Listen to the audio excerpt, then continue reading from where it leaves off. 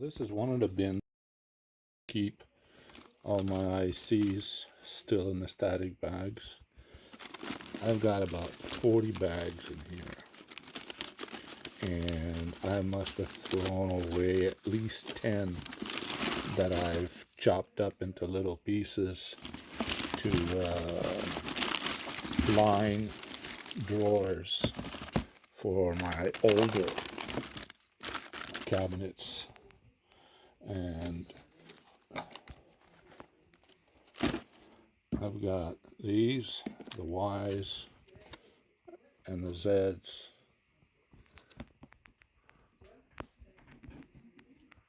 RS, TUs, and this is my row of X's.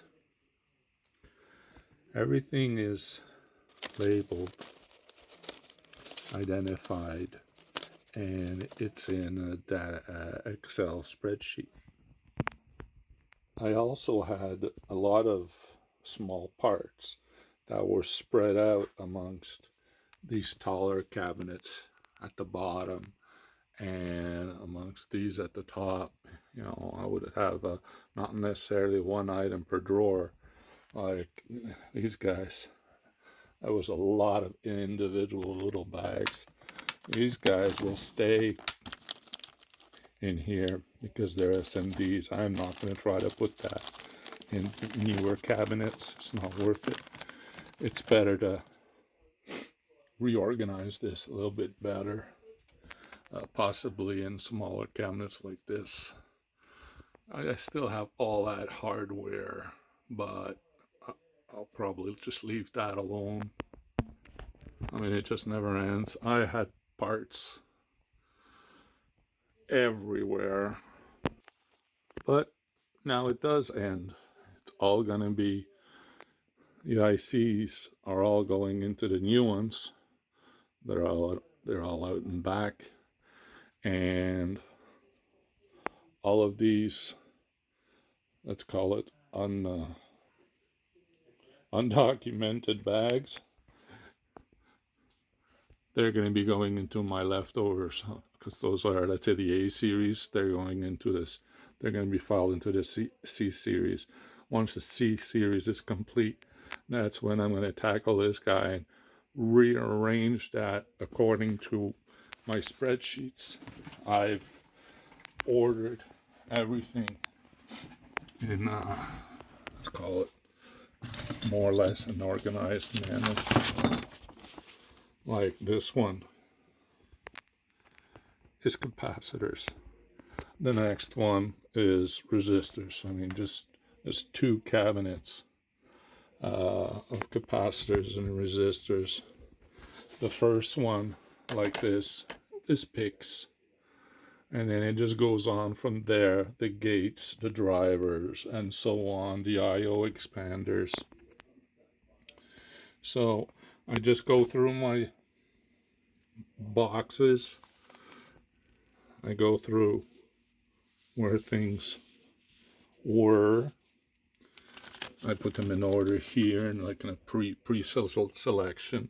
And then I'll just go down the new cabinet one at a time. Take out my ruler. Right now on the keyboard, it's not the best thing. This shouldn't be here. And I'll just go down this one at a time and take the item, like this guy, A5, G5.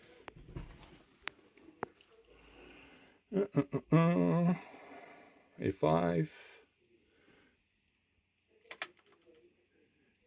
G5, A, B, C, D, E, F, G. These guys. Well, all those guys, G5, are going into B3.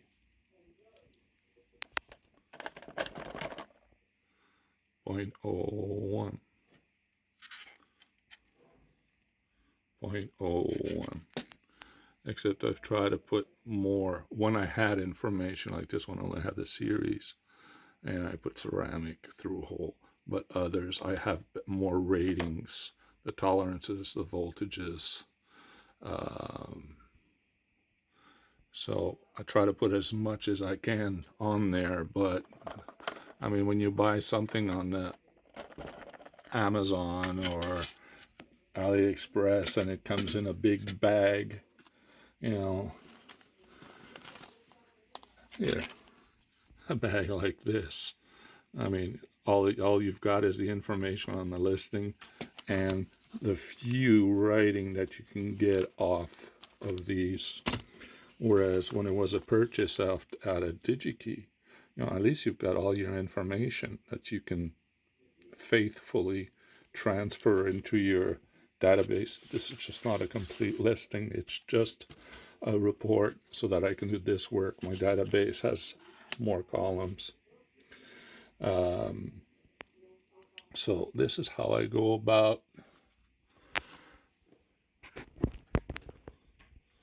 doing this work for now.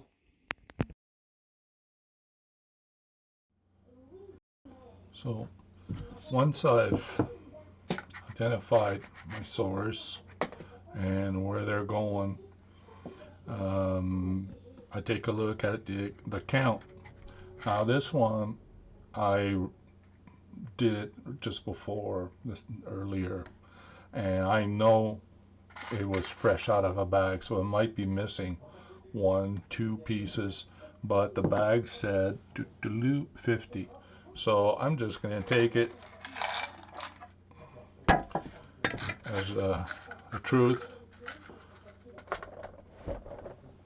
50 it is, and I don't worry about that much. I'll just leave the inventory as it is. But there are some, like, I mean, this one, I took, it said 10, but it wasn't actually 8, because it's from a small company, a small quantity, and so is this one. They were easy to count. But when I'll get a bag like this one from DigiKey, and the quantity is there, 100. I'm not going to recount this. I might have taken, I know it's open, so I might have taken 1 or 2 parts. Again, I won't recount these. You know, I only count small quantities that are, let's say, worth it. I mean, even stuff like this on what do you call it, paper strap things, reels. I don't recount that. I mean, I'll just look at it, do a quick estimate. There's a, you know, 1, 2, 3, 4, 5, 6, 7, 8, 9, 10 and this much. So I'll say, there's 60, and I'll just leave it at that. I'll just estimate it, and that's good enough for me.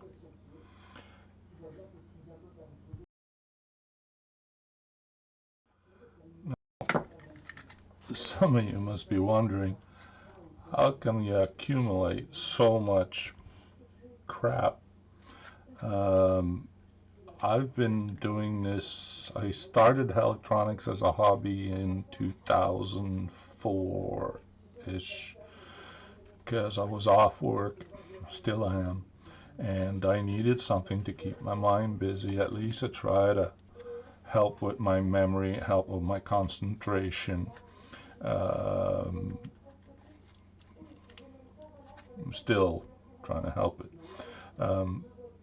So I would get onto little projects. I would do, you know, plan, I'm going to do this little LED thing, or I'm going to do an LED chaser, you know, and then eventually move up to, I have one on YouTube where I did an LED project, persistence of vision, where the LEDs flash so fast that they seem on, and I made them chase, but they chase and they leave like a trailing shadow.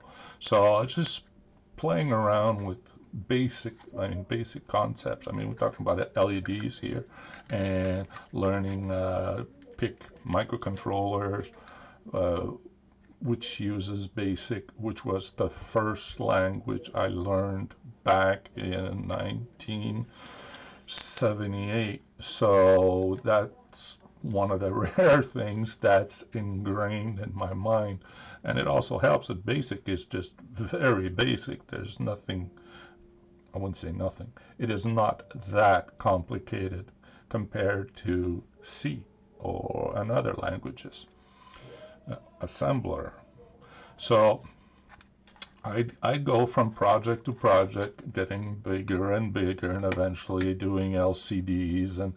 But I never had a focus. I never had a direction. I would bounce left and right from one thing to another. So to do one thing, you would need this capacitor, that resistor, and this little item, that little item. And I would never buy, one. Who buys one? Unless it's a $10 item, you'll buy one.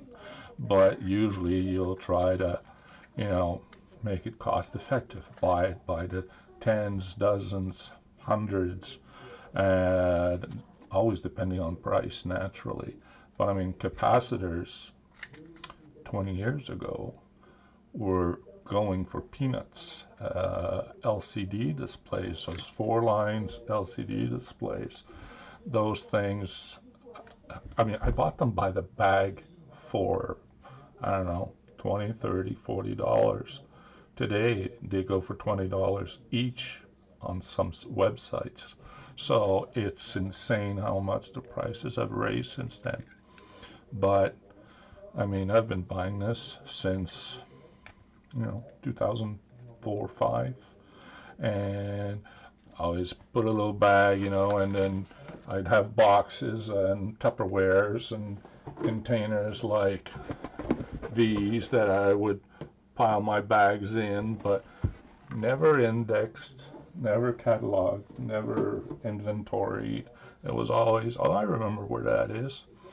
But my memory was never good, and it's just getting worse. So this is where I am. And in case you wonder how much crap you can, well, I would buy by bulk also. So sometimes I'd have one lot. I think it was like the gates. I had bought 2 or 3 lots of gates that they would give 5 of each IC in the lot, and you would have, I don't know, 5 models or 10 models. So I would buy them, and I'd have a lot of ICs really quickly. And when you start with buying CMOS way in the beginning, they were liquidating CMOS. They just wanted to get rid of it. They wanted to get rid of TTL. They wanted to get rid of that. And now through-hole, they want to get rid of through-hole because now everything is SMD.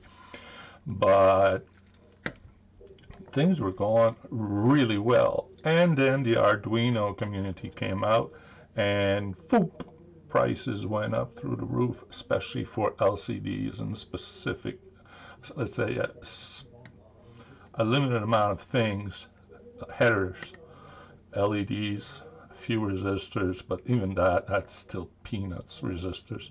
But there were specific breadboards. That's another one. There's a couple of things that went up in price really, really quick. But I did a little quick total of all my sums. Well, I'm going to go get that. Wait a sec. So, to help me figure out just how much stuff I've got, I went through each cabinet, each of the old and the new, C1 to C7, and A1 to A6, and then all the stuff that I had extracted and put into these separate containers. I go through, count them, give them a quantity, and come up with as much descriptive as I could for each one. Look at the data sheets, download the data sheets, put the data sheets in the appropriate folder. This part took error, the collating of information, if you want. That was a pain. Then after that, it was a lot easier to, with Excel, well, I use OpenOffice, but it's the same thing. I would sort it by types. So all my picks came up front, then counters, drivers, EEPROMs, gates, anything with pins, I would bring up to the top because I want them absolutely in these guys. Gates, yeah, EEPROMs, more gates, I/O expanders, optocouplers, Schmidt triggers, timers, and then interfaces, communication stuff. Some RAM, couple of relays, and thermometer, thermistor, and that's it. Those were the main ones that I absolutely wanted in these. After that, I didn't care as much. Okay, there's the IC sockets. That's nice to be able to pin them in something to help protect them. All my FETs, transistors, all in a row. Voltage regulators, diodes. You want diodes? And then the capacitor starts from there. And that's where I'm at now. This is C7. I'm on C6. And just how much can you accumulate bouncing from project to project? I printed an inventory, and I was in such a hurry just now that I printed them on my labels. Oops. 17,410 are going to be in these, and 6,824 are going to be in those. And that does this inventory, let's call it preliminary inventory, doesn't count anything in all those large cabinets over there. And I've got some other stuff in shelves for my current project that I kept separate from everything else. So it really adds up. So if you're starting off, please do yourself a favor and start an inventory, start putting an order into your things and putting a label on stuff and putting a semblance of an order. And even if you don't have a lot and it's a lot of mismatched stuff, give them categories, label them, put them in Excel. So as your Excel spreadsheet grows, you can reorder stuff and then move stuff around, print new labels, and you can keep expanding your library. I highly recommend doing something as opposed to what I did. I have, so many large. This is small. I mean, I had things that are four times this thing, full of bags. I go to liquidation centers. We had here, I don't know how many are still left, at Mastervox, Addison, King George Electronics. I'd go there and they would have, rows and rows of stuff that they were liquidating. I mean, capacitors going by the bag, and they're nearly selling it by the pound. So, that was one way to add up stuff really quick, as opposed to buying specifically this part that I wanted for that project. Well, then you buy 100 to make it worth your while, and also your shipping. And depending on what country, a friend in Greece, he pays a fortune when it comes to the tariffs and stuff like that. Here in Canada, it's not so bad, but I mean, look at the news. Trudeau's picking a fight with Trump. Well, who do you think's going to win between those two? So, good luck, and I don't know what else to add. Have a good one.